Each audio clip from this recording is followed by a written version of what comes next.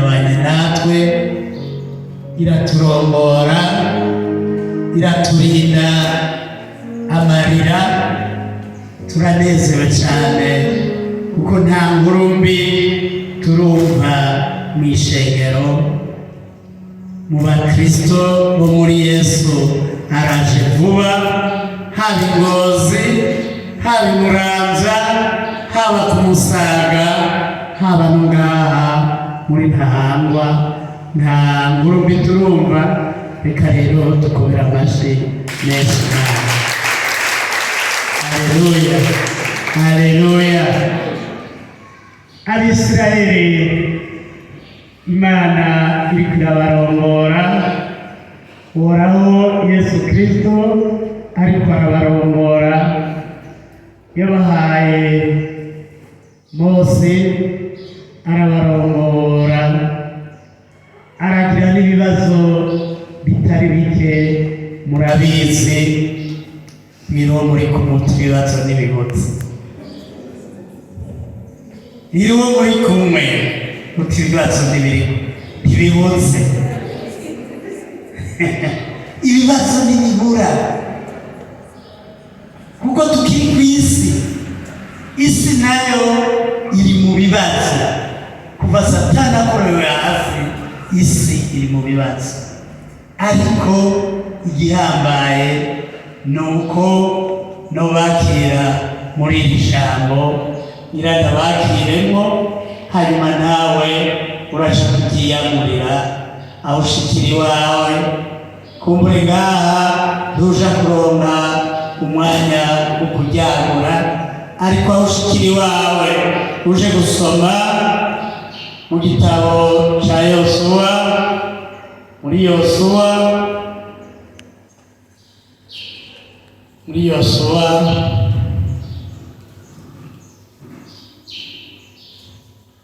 igitabo ca Mose, Yosuwa 23, aho umutwe w'amajambo uvuga ngo Yosuwa ahanura Abisirayeli. Haleluya. Nakuzaniye ijambo rivuga ngo uzokwifatanye n'Imana, ntugere usubira inyuma. Haleluya. Nakuzaniye ijambo rivuga ngo wifatanye n'Imana, ntugere usubira inyuma. Haleluya.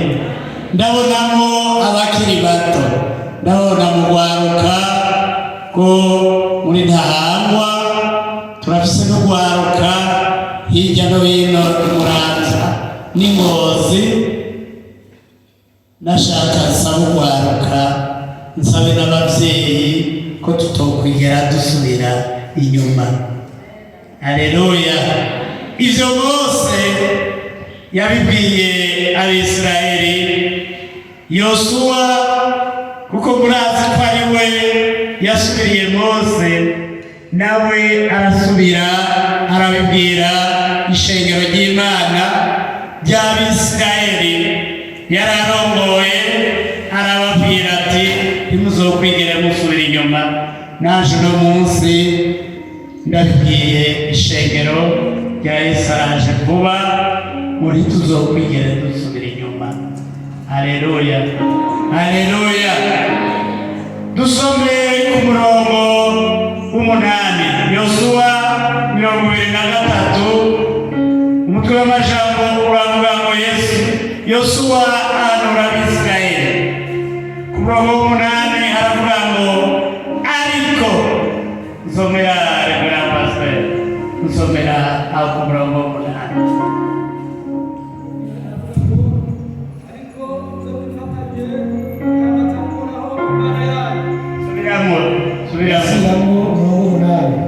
Ariko muze mwifatanye akaramata, kwifatanya akaramata ni ukuvuga iki gashengero? Kwifatanya akaramata ni ukwifatanya n'ishashara. Ishashara n'indaritse mutarizi, dufate sipagoro mwese murayizi. Ufatanije izi ntoki ugafatanya sipagoro, ukafatanya izi ntoki zibiri, ubutavana. Murabizi kugira bivane shengero ry'Imana biragorana.